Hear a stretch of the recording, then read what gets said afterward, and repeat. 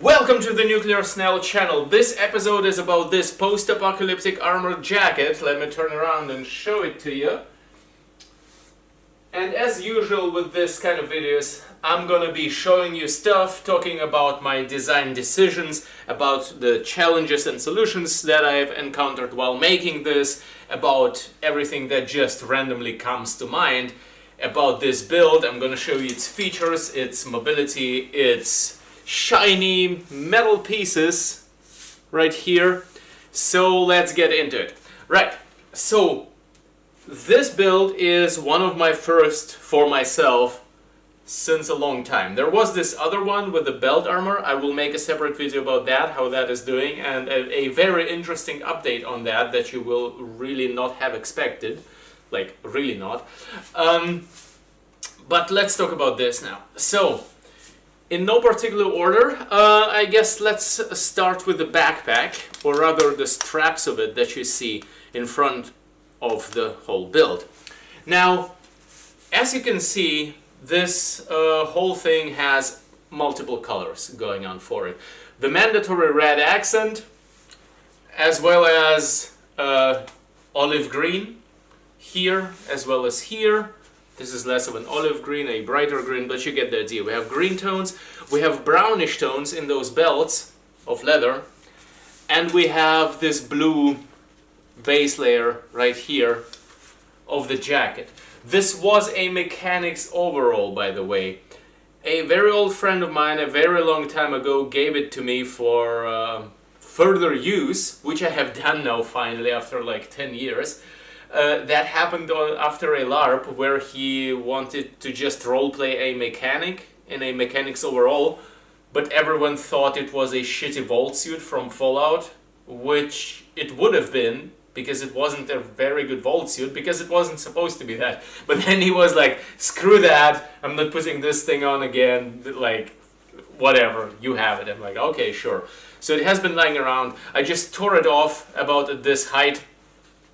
So there is still the legs portion of it, and then I also tore off the sleeves, as you can see here. So yeah, this base blue, which by the way is not entirely blue, but a blue with a lot of dirt on it and stuff. This is one of the artistic decisions that I made here, to keep this as a base, instead of overpainting it or recoloring it completely, so that I have a sort of a different base color that also matches my hat and, as my girlfriend says, matches my eyes. So this creates a complementary contrast, a rather primal complementary contrast. We have green here, we have blue here, and we have some red that's popping up here. So it's primarily a two-way complementary contrast with a bit of a red highlight. But this here is also actually in the red spectrum, these brown tones. So it's a three-way complementary contrast from the get-go, actually.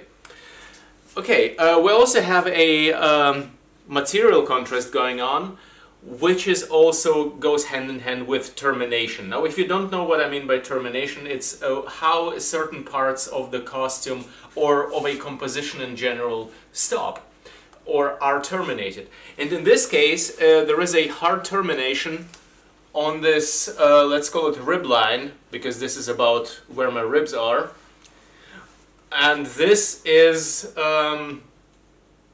accentuated by that leather belt, which is very, very thick and wide. And that I've done on purpose. I wanted something that has a certain rounded aspect to it. Rounded not in the sense of being round as such, but rather something that has a defined ending to it, a hard termination, which is also accentuated by those belts, right? This is the same thing repeats here, kind of, with this thick Velcro strip with this very defined line. So there are a lot of defined lines in this. There are a lot of certain lines in this. And this is something that I've consciously went for. Now, not all of it is that defined and certain and square, and we have a lot of squares in here. I'll get to that later. I have some soft termination here, like this fluffy torn off effect, because I just think torn off things look cool, but in this one I just wanted to have a small amount of that, just a small contrast of that. You will see that in my hat there are also like some torn parts, but all in all, if you look at the whole composition, it is very, very not torn. Despite looking used, despite having torn effects on the second layer of detailing, on the primary layer of detailing we only have torn things here. And then again, the outer shape of the whole thing is very, very not crazy, not torn, not chaotic. It's very sorted, very orderly. And this is also accentuated by these additional sleeves, the height of which my girlfriend helped me determine to make it similar to what they had in the medieval times, because that was her bachelor thesis recently. Anyway, these sleeves right here, which are, by the way, no sleeves, but originally were the leg parts of another overall. So these are, as you see, also terminated in a very orderly fashion. So this is a nice contrast: orderly, chaotic, orderly, right? And when I say orderly, I don't mean like this. Don't use it as an excuse to not dirty up your stuff. It's still dirty. There is still, worn effects on this, as you can see here. I actually also added some tiny amount of details here. So it doesn't mean clean, okay? It just means that it's not like chaos all over the place. So, you don't have to make it like this, by the way. I'm not saying this is better. This is just something that I wanted to try out for a while, and something that I've been personally drifting towards, like things that are more and more, have more and more order to them. But that doesn't mean that it shouldn't be dirtied up and used and abused looking. Anyway, let's get to the straps of this backpack. That's something that I started with and kind of drifted off into 100 other topics. So the straps of the backpack, they actually create some sort of a structured rest area. It's not entirely an area, but it creates some sort of a less loaded texture here. If you look at this, there is like so much texture and finest details going on in these metal plates. So these straps, I consciously left them almost unmodded. I've added some dirt, I've added some small authentic looking stencils here, and I think also here, yes, to not leave them completely blank, but that's about it. I didn't do much to those straps, nor to the backpack as a whole actually. I'll get to this later when we do the back, but for now, for the front, like this just balances out whatever chaos is going on here, and so does this neck piece, by the way, this scarf. This just doesn't add much texture. It's like the same texture, it doesn't interchange much at this spot. And these leather belts, they also kind of not cancel out, but counterbalance whatever the chaotic cluster clock is going on in the main parts of this jacket. Okay, so if you look closer here, we have very, very many fine, small details going on here as well as here. It is different on this side as it is on this side, but it's still very, very many details, and you need to balance that out. That's a mistake I see in a lot of costumes. So balance it out, relax it a bit. Not everything needs to be loaded. Not everything needs to be overloaded. Not everything needs to be screaming with details. Okay? So, moving on, I actually want to take off the backpack to show you these metal plates a bit better. So let's do the backpack first. And on the backpack you see there is this large thing. It's, by the way, it's from a cooking pan. It's the lid of a cooking pan, of a frying pan. And on top of that I added some, whatever it was, the smaller one with the stencil on it, this plastic piece. and this plastic piece in turn contains a stencil. Overall, this creates an interesting, focused, and I would say as detailed as needed composition, again without being like super duper detailed. Could I add and should I add a bit more detail to the backpack? Yes. Should it be a lot more detail? No. I would say in certain spots I should add some very loaded, intricate, small parts, like on 1 or 2 spots, like maybe some gadget or something, or maybe some other sort of like damage and repair kind of thing, where the whole thing becomes more chaotic, more intricate, where layers and levels of detail are added. But I wouldn't add it over large surfaces. I'll actually take this off for you now, so I can point at it while I talk. So this very large surface, it actually has these cool small details, and all of this goes radially out of this. This is why on this circle with implied circles over these grooves here, with this other circle, I chose a triangular highlight detail on top of that. Could have been a circle as well, but this way this just breaks the shape language in this specific spot, adds just the same thing as it does with the color. It just adds that additional crack, that additional sharper attention grab, right? I think this is actually one of the cooler compositions I've seen on the backpacks I did. Now the rest of the backpack is, honestly there was not that much time, so that's why I left it. One of the reasons I left it almost unmodded, except this, which by the way sits on the main lid. I'll open this up for you to see.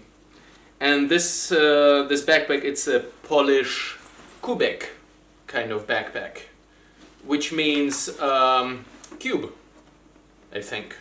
Sounds like that, yes. And it is a cube. It's very cube-shaped. So this sits on the lid, just bolted there, and here's the backpack.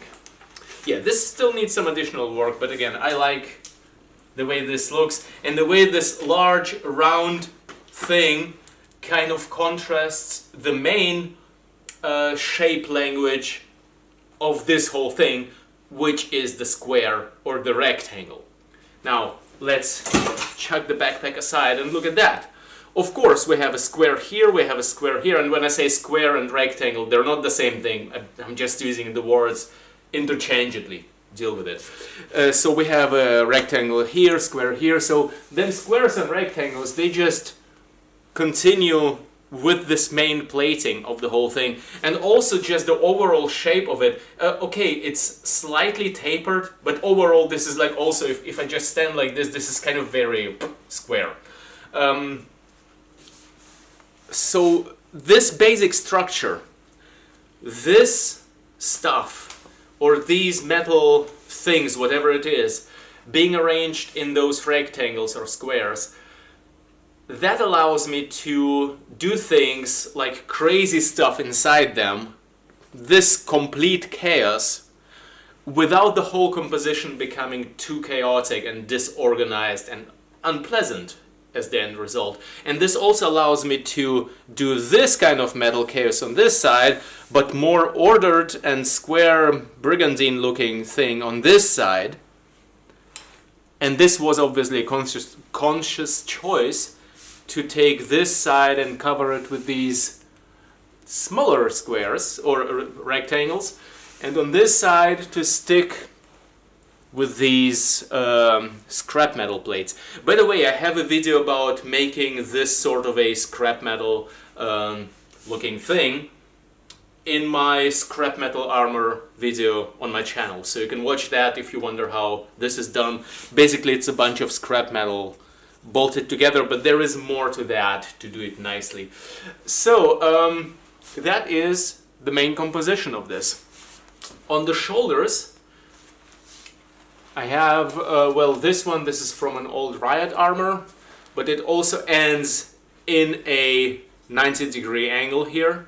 So it's kind of square, but it goes with the shoulder up here, it's kind of round. So the round element does not only appear on the backpack, it also appears here on the shoulder, and it's kind of echoed a tiny bit. And of course, if you look at from above at the collar, that is also kind of rounded. So there is, and obviously around the waist. So the round element, it kind of just naturally occurs, even whether you want it or not, really, if you're a human and have a human body. So that's just gonna happen. So it kind of appears, but it's not super emphasized here. Let's look at the back. I think that was a kind of a bit of a triangle here. So you see the basic three shapes, they do appear here. It's not like, oh, I've decided to make it all with the square shape language, like I keep this 1,000,000% consistent and may not stray from that. No, it's not like that. But it's still the dominant shape here, and the other ones are kind of invited to its party. So, let's continue with the shoulders that I was talking about. So on this shoulder we have just a very large, very readable stencil, because I wanted this to look kind of realistic-ish. I mean, all of this is fantasy, and obviously none of this is supposed to work as an actual armor, but I wanted to get as close to that fantasy realism, if you want, as possible. By making it look like this, making it look kind of functional, because this, like if you're like a soldier or a bunker explorer party member or something, this can be seen from afar. Or if it was just on the original Riot armor that this is from, they would obviously have large, very readable identifying numbers to identify each other or whatever. You know, and after all, just graphically, I think this looks cool because those are fat, large letters. I could talk for a long time about what kind of final detail and what kind of stencils to use, but important thing here is it doesn't go into too fine a detail, because if you look at the whole composition, look how much fine detail we have here. Like fine, fat. So that is a kind of a rest area, and it's kind of a level of finesse of detail, contrast, if you will. And it is advisable to do that sometimes. You also see on this collar right here, there is not much going on. I just left it pretty empty, except on the back. We will get to that. I left this pretty empty because, you know, just some rest areas here, and not everything needs to be overloaded with detail. So let's look at the other shoulder. This used to be the beginnings of a chest armor for my girlfriend a very long time ago, but it ended up just laying around because both her and my skills are way beyond this now, but this still worked fine as a shoulder. Now the stencil on this took 3 freaking attempts until I got it right. At first I had I had just you know, this, I don't know what I had at first, sorry, but a second attempt I had just this diamond shape, and the 3 was not black, it was just a metal color, and that just wasn't popping. That there wasn't enough contrast. It looked kind of lame. Like, yes, realistically faded, blah blah, but this just looks so much cooler. Again, if it's recognizable from afar, that looks cool. And again, that's a red highlight. Of course, I do them. Someone on a convention that I went to with this armor asked me to mention that they don't have to be red, like the highlights you do, and obviously they don't have to be red. I just happen to like red highlights. So here you go. And we see a main graphics element with a smaller graphics element beneath. Again, not getting into too much detail on that, but these graphic elements, they just add just enough detail to the shoulder, so when looked at from this side, it doesn't look too boring. Right, let's get to the back of this. I'm gonna take this off for now. And yes, I look a lot more, well, on the camera I actually look kind of buff. But I look a lot less buff with this jacket taking off, because it's a freaking armored jacket. So back here, on the back, we have this slim piece of metal, or like metal composite, because this just goes, you know, on the upper back, and that is naturally a bit curved forward. The more you sit in front of the computer, the more it is. But even if you don't, like that's, like I'm standing straight now, that area, it just curves a bit forward. Again, if on most humans. So that was a comfort decision here, and it helps a lot. Otherwise I would have to do bends and stuff. I didn't want to do bends on this, at least not some that I can avoid. I couldn't avoid, for example, on this shoulder, but trust me, bending these plates, that was difficult, because they are made out of many plates, and yeah. And here we have this kind of a diamond shape or triangle which reappears here as well. So this lower back portion, I didn't get to that yet because that's just covered by backpack anyway. I might get to this sometime or maybe not. So I'm fine with it being as it is for now, because again, the backpack just sits on top, covers it, and most of the times I'm just going to be wearing the backpack anyway. So on the back of the neck here we have two things. On this super thick collar we have the red highlight right in the middle, which looks super cool. And also I finally found a place to put the Wasteland Warrior patch.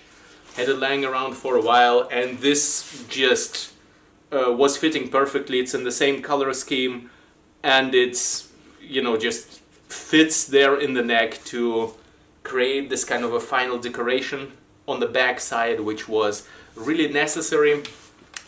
And again, I didn't add anything on the sides here because I thought it will be a rest area. And also we have some, you know, third or fourth level details here, you know, just really tiny details that come just from this belt itself. It's a thick leather belt. It was used for what it's called, like a hay baler or some other kind of a farm machine. And I don't know exactly what for, but this was definitely a leather belt loop. And this is the part where the two pieces of the leather belt were stacked on top of each other and connected with these smaller leather pieces. So this looks super cool, super loaded. We don't have that on the other side, but that's fine. This shiny one, this is, by the way, I still didn't spray it. That's from my bolts video that I recently published.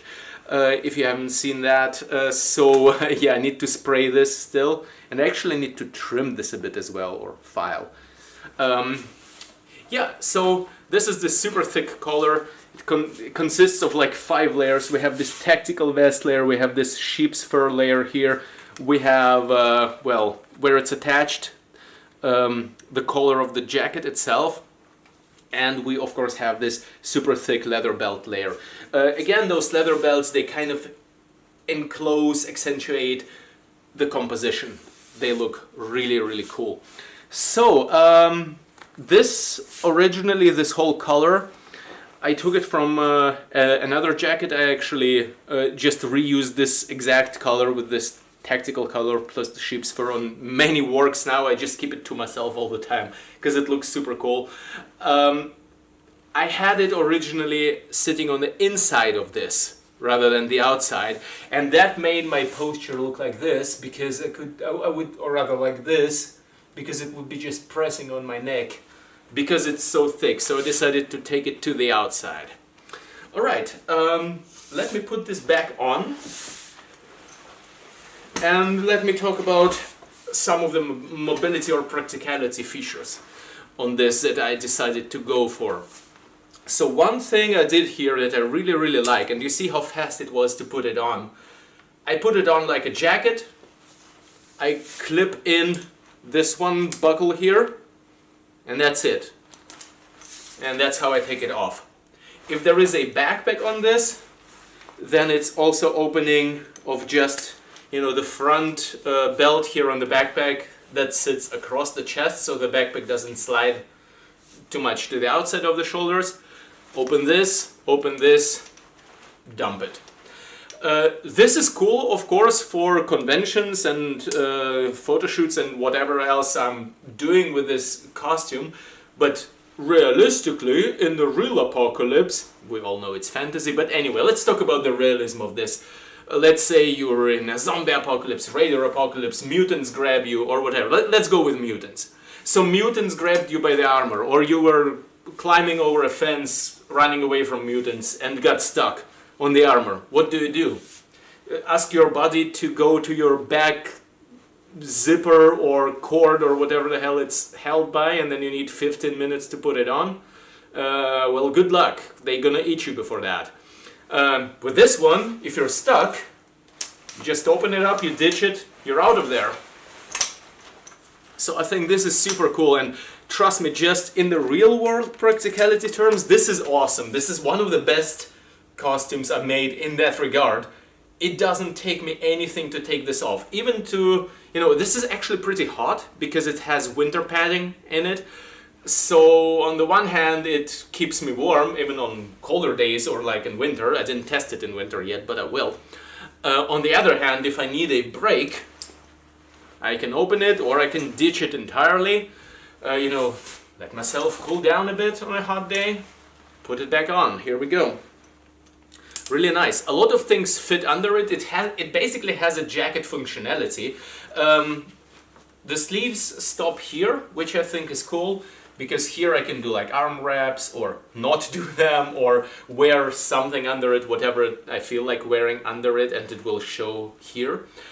And also I can leave it just like this to cool down. These are also pretty wide, so some air is getting, to my armpits and stuff.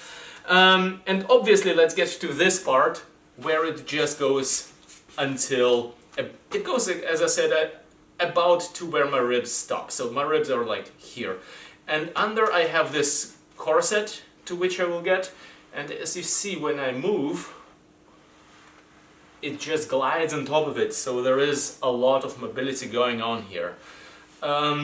This is pretty cool, because I like being able to move. And when we're talking about mobility, I really arranged all those plates and shoulders and stuff in a way that I can say it doesn't hinder my movements, because it does, but not a lot. I can still do this, I can still do this, I can still do this.